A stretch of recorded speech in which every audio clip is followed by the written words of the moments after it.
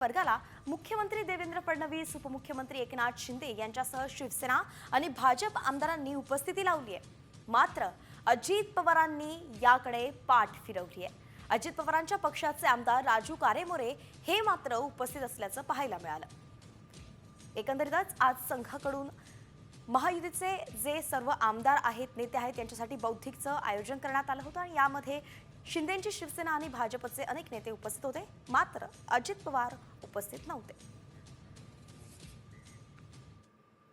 निरपेक्ष भावनेने कसं काम करावं हे संघ परिवाराकडून शिकावं। एखादी संस्था सुरू होते, परंतु 100 वर्ष या देशाची सेवा करणं, या देशाच्या उभारणीमध्ये, राष्ट्रसेवेमध्ये संघाचं जे योगदान आहे ते कुणालाही नाकारता येणार नाही। आणि म्हणून संघाची शिकवण जी आहे, जोडणारी आहे, तोडणारी नाही।